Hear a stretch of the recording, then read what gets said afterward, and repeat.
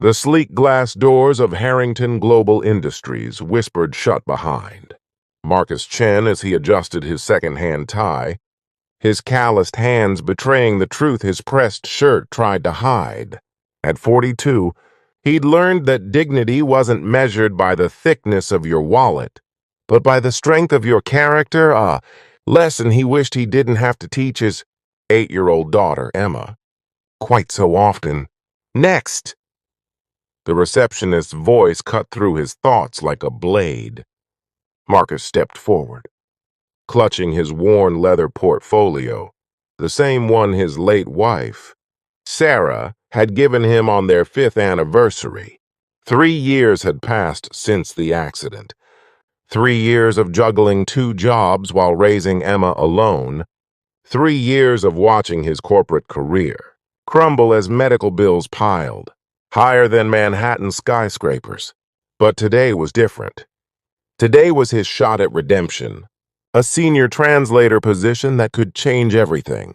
The interview room was all chrome and intimidation. 5 executives sat behind a glass table that probably cost more than his entire year's rent.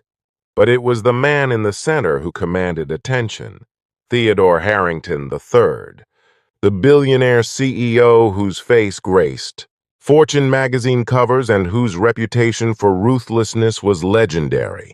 "Mr. Chen," Harrington's voice dripped with practiced boredom as he barely glanced up from his phone. "Your resume claims proficiency in 8 languages. Impressive for someone working as a night janitor."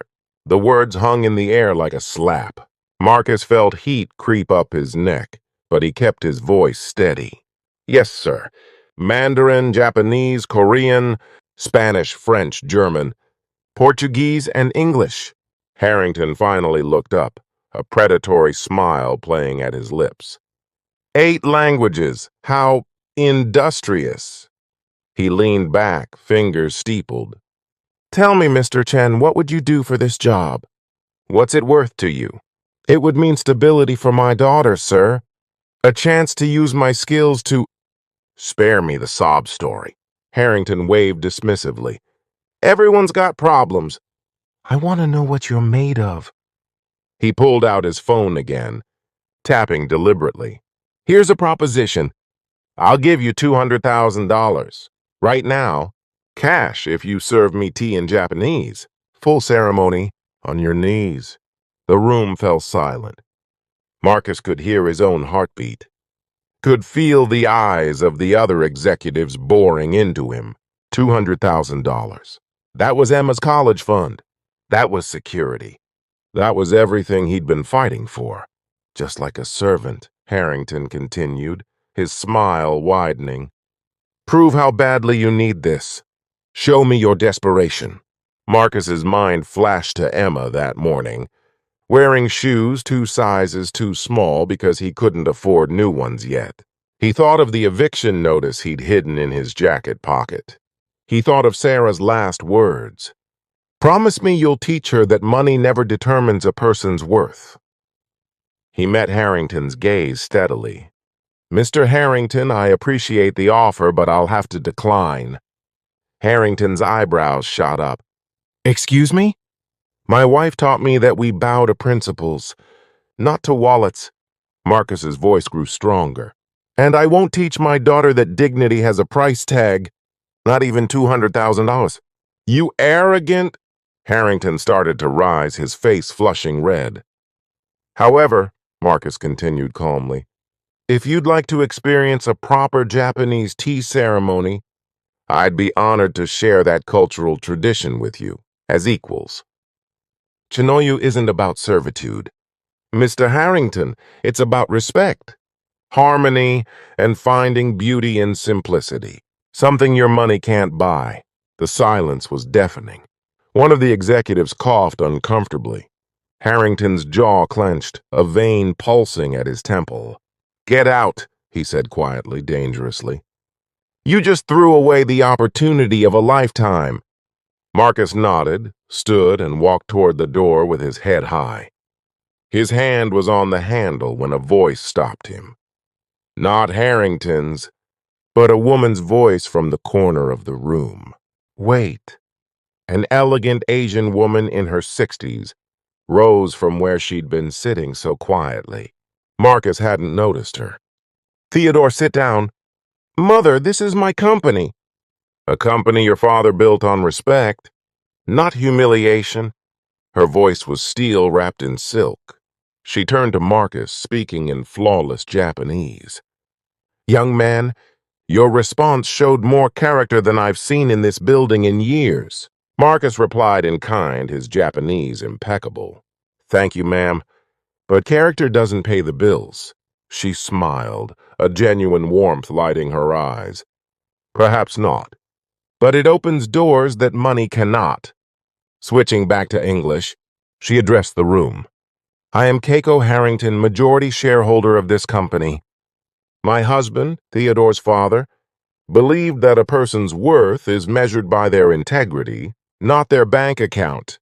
Clearly, his son has forgotten this. Theodore's face had gone pale. Mother, you can't just... I can, and I will. She walked over to Marcus, extending her hand. Mr. Chen, I've been searching for someone to head our new Global Cultural Integration Division.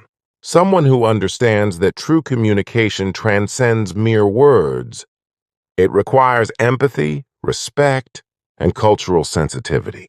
Would you be interested? The salary is $180,000 annually, with full benefits, college scholarship fund for your daughter, and the respect you deserve. Marcus felt dizzy. Ma'am, I don't know what to say. Say yes, she said gently. And perhaps you could teach this old woman some Portuguese? I've been trying to learn for years. And me, a voice came from behind Harrington. One of the other executives stood, looking embarrassed but determined. That was wrong what happened here. Mr. Chen, I apologize for not speaking up.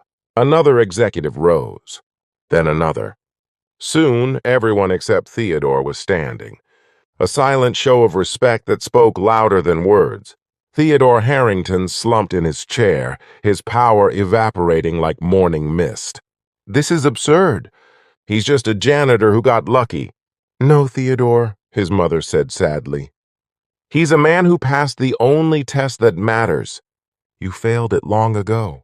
3 months later, Marcus sat in his new office, modest but comfortable, with a photo of Emma on his desk and a window overlooking Central Park. His daughter was enrolled in a good school, wearing shoes that fit, laughing again like she used to before the world got so heavy.